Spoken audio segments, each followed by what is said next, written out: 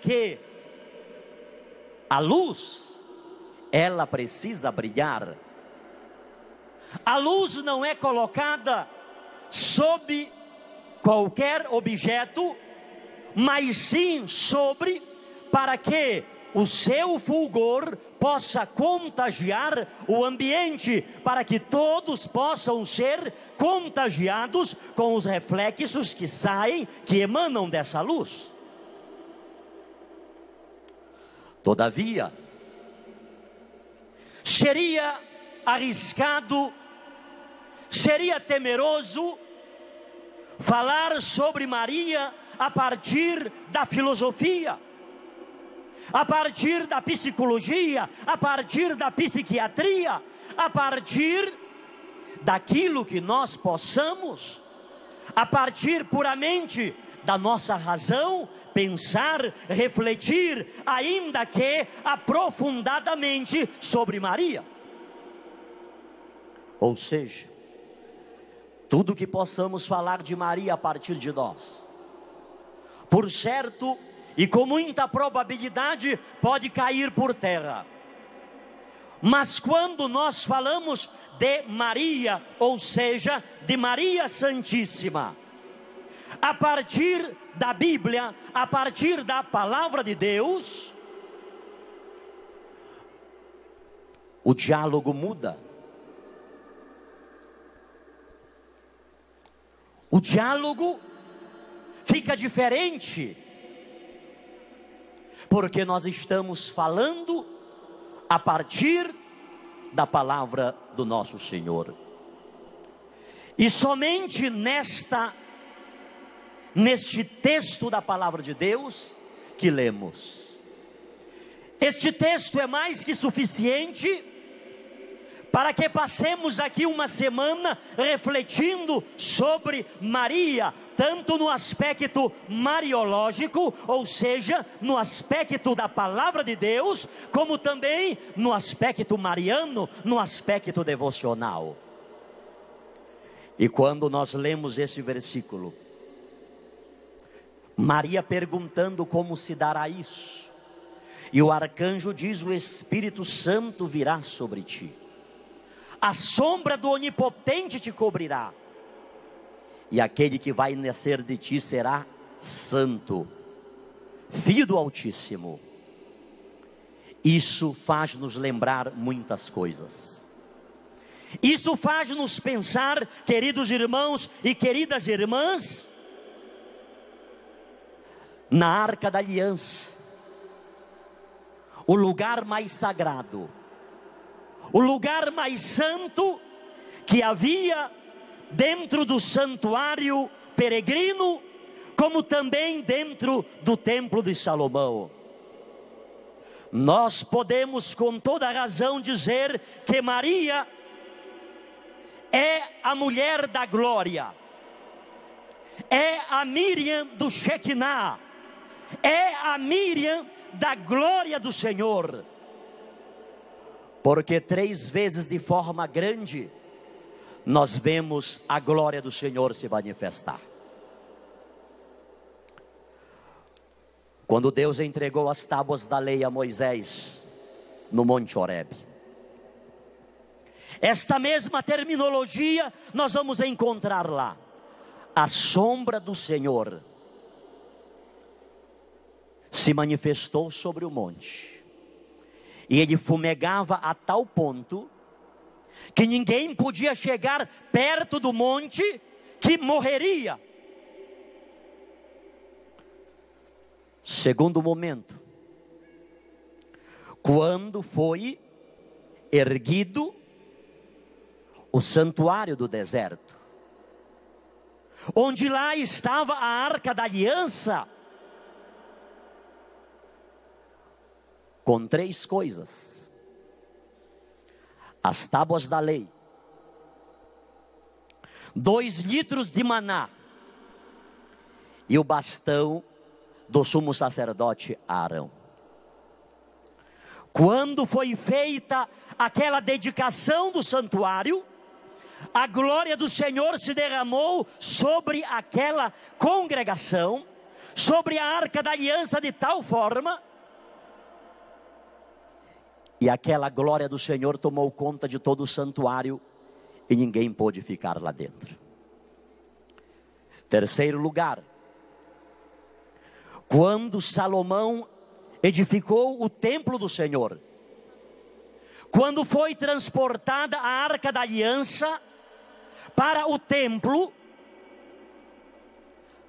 a sombra do Altíssimo, a glória do Senhor se manifestou dentro do templo sobre a arca, e a glória do Senhor foi de uma tal forma esplendorosa, que os sacerdotes, os sumos sacerdotes que lá estavam, não puderam ficar dentro do lugar santíssimo.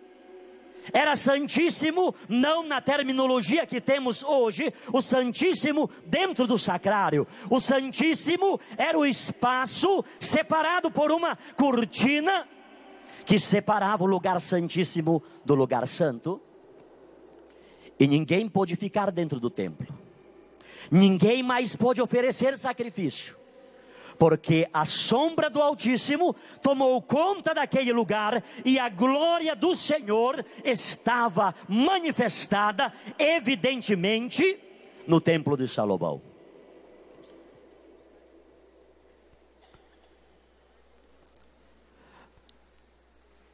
E é só no Novo Testamento,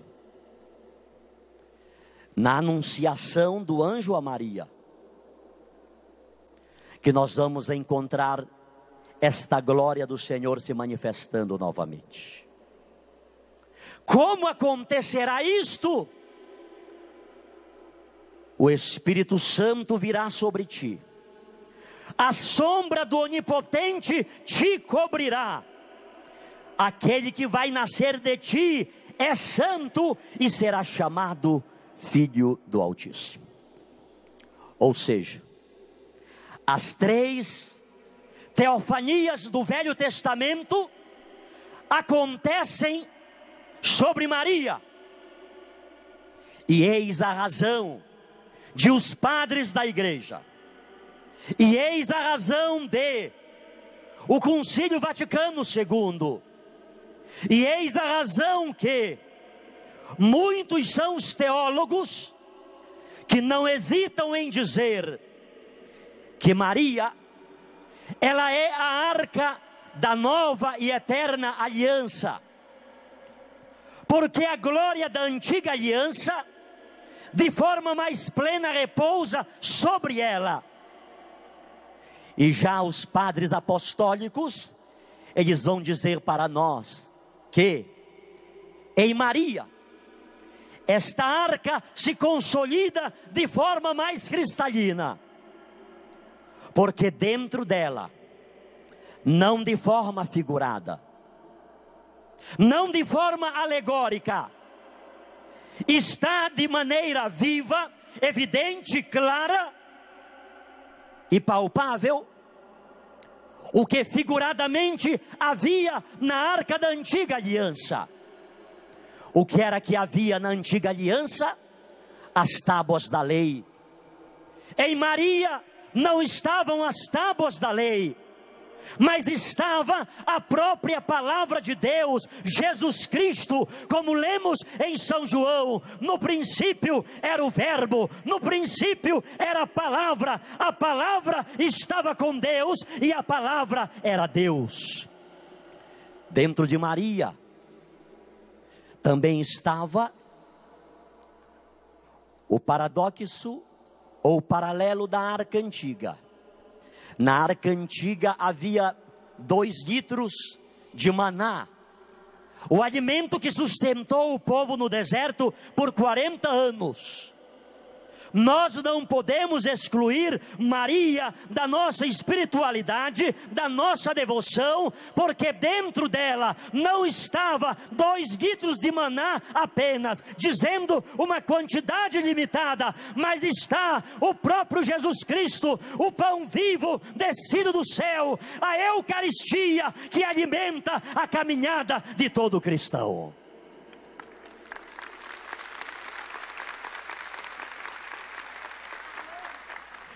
Em terceiro lugar, naquela arca estava o bastão do sumo sacerdote Arão. Em Maria não estava uma peça referente a alguém, mas dentro de Maria estava o próprio sumo sacerdote, Jesus Cristo, aquele em cuja mão está a nossa vida, e Ele é a razão maior deste congresso mariano. Amém? Disse isto apenas para comentar. A fé da igreja não é mariológica, é cristológica, é cristocêntrica. A janela através da qual nós olhamos Maria é o próprio Jesus Cristo. Se não fosse a cristologia, não haveria a mariologia. Eis porque Maria não pode ser excluída do nosso horizonte de comunidade, do nosso horizonte eclesial, do nosso horizonte de missão, do nosso horizonte de ecumenismo. Porque onde está Maria, com toda certeza está Jesus Cristo. Eis a razão que nós precisamos ser católicos mesmo em todos os lugares. Porque se nós somos católicos, nós já aceitamos Jesus na nossa vida. E onde nós levamos Jesus, também nós levamos Maria. E se levamos Maria, com toda certeza, lá a gente inicia a devoção à bem-aventurada Virgem Maria. Amém? O meu testemunho, com toda certeza vocês não iriam ouvir dentro de uma hora. Porque não há como dentro de uma hora eu falar o meu testemunho. Sempre eu dou o meu testemunho em um retiro de 2 dias. E no meio das pregações, eu dou o meu testemunho que vai a quase 4 ou 5 horas. Mas eu faço convosco uma síntese de o porquê eu estou aqui hoje. Em uma situação difícil da minha vida, quando eu ainda pastor pentecostal, quando tudo me faltou, embaixo de uma árvore, eu fiz um questionamento com Deus. Por quê? Tu permites que eu viva esta situação que estou vivendo aqui agora, Senhor? A minha vida sempre foi nos teus caminhos te servindo. Eu fui nascido e criado na Assembleia de Deus.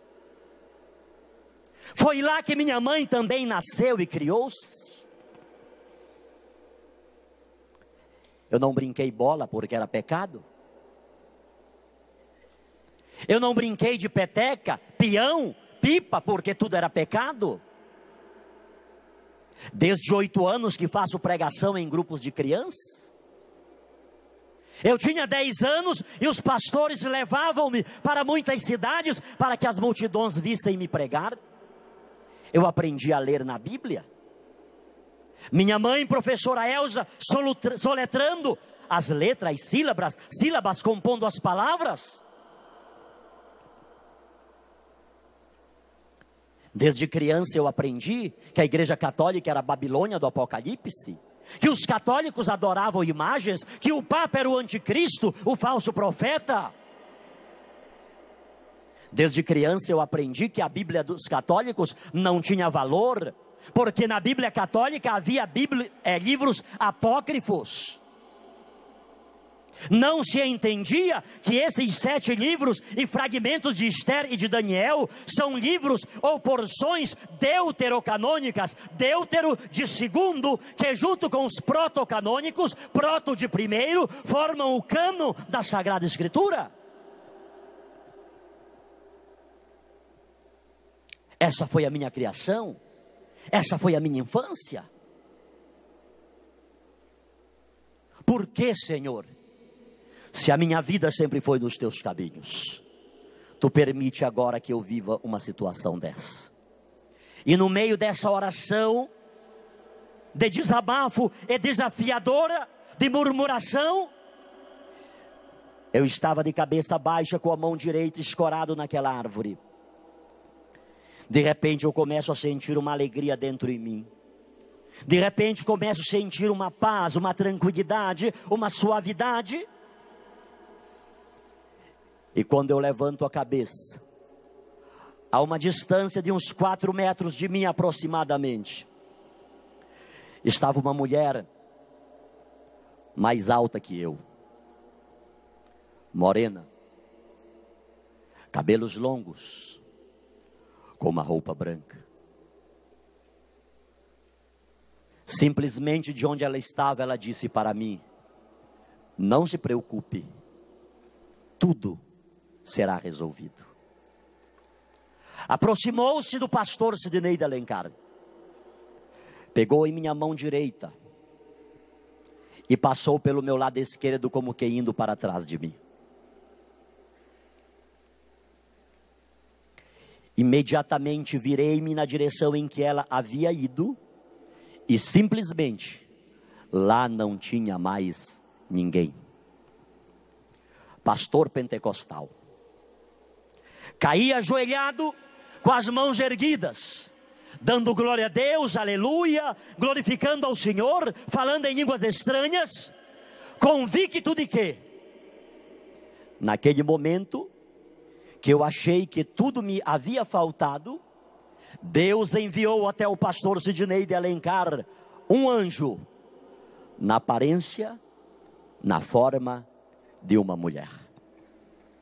Contei isso para vários pastores, e isso preguei em muitos lugares do Brasil. Sempre que eu pregava sobre a existência dos anjos, eu terminava dando esse testemunho, dizendo que os anjos do Senhor nunca nos abandonam, sempre estão perto de nós. 2 anos após esse fato, fui convidado para fazer uma pregação no estádio do Castelão, na capital maranhense, São Luís. Saí do estado do Amapá e passei pelo estado do Pará, de onde sou natural e onde mora a maioria de meus familiares, inclusive minha genitora. E na madrugada do dia 16 de dezembro de 1998, eu tive um sonho.